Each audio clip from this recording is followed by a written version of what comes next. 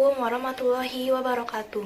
Saya Marsana Tania Putri Kamulyan dengan NIM 19106111197. Di sini akan menjelaskan mengenai kedaulatan. Pertama, apa itu kedaulatan? Kedaulatan berasal dari bahasa Latin supranus yang artinya adalah teratas.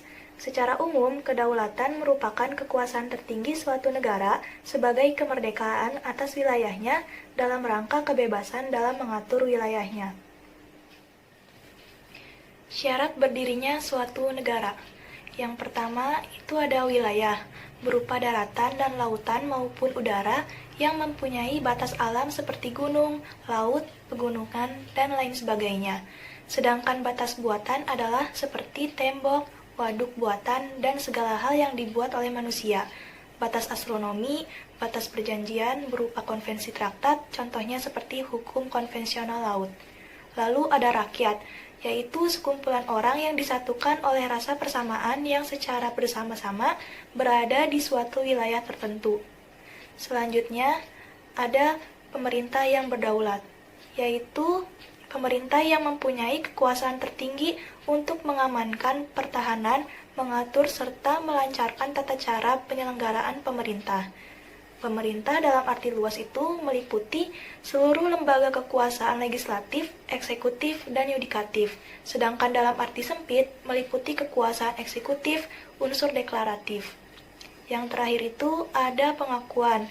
Itu bisa secara de facto, yang berarti suatu negara terbentuk berdasarkan pada fakta yang sudah memenuhi syarat, dan pengakuan secara de jure, yang berarti terbentuk berdasarkan hukum internasional.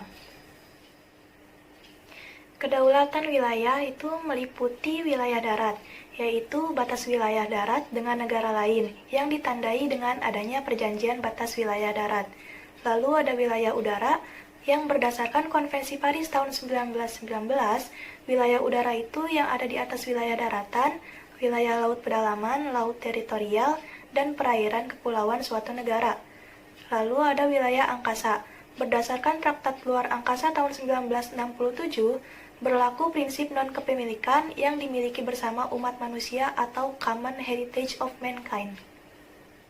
Selanjutnya ada wilayah laut menurut Konvensi PBB tentang Hukum Laut tahun 1982. Yang pertama ada perairan pedalaman, yaitu perairan pada sisi darat garis pangkal laut teritorial. Yang kedua ada perairan kepulauan. Dalam pasal 3 ayat 3 Undang-Undang Perairan Indonesia disebutkan bahwa perairan kepulauan Indonesia adalah semua perairan yang terletak pada sisi dalam garis pangkal lurus kepulauan tanpa memperhatikan kedalaman atau jaraknya dari pantai. Yang ketiga ada laut teritorial. Dalam pasal 3 ayat 2 Undang-Undang Perairan Indonesia disebutkan bahwa laut teritorial adalah jalur laut selebar 12 mil laut yang diukur dari garis pangkal kepulauan Indonesia sebagaimana dimaksud oleh pasal 5. Pasal 5 yang dimaksud ini adalah tentang ketentuan dan tata cara penarikan garis pangkal kepulauan Indonesia. Yang keempat ada zona tambahan, yang suatu jalur perairan berdekatan dengan batas jalur maritim atau laut teritorial. Kelima, ada zona ekonomi eksklusif, yaitu batas wilayah yang berlaku sepanjang 200 mil dari pangkal wilayah laut. Keenam, ada landas kontinen, yaitu wilayah dasar laut dan juga tanah di bawahnya yang bersambungan dengan pantai, tetapi di luar laut teritorial, sehingga kedalamannya itu 200 meter atau lebih. Sedangkan wilayah laut yang tidak dapat diklaim oleh suatu negara itu adalah laut lepas dan kawasan dasar laut.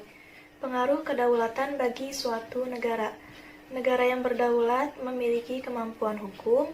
Yang kedua, kebebasan sepenuhnya untuk berurusan dengan warga negara dalam perlindungan hukum terhadap terjadinya ancaman di wilayahnya. Ketiga, memiliki kewenangan terhadap perairan, udara, dan antariksa yang ada di wilayahnya. Keempat, mengadakan hubungan hukum dengan negara lain. Kelima, menjadi anggota dari organisasi-organisasi internasional yang ada. Yang terakhir, meminta warga negaranya untuk dihormati di luar negeri. Sekian penjelasan dari saya. Wassalamualaikum warahmatullahi wabarakatuh.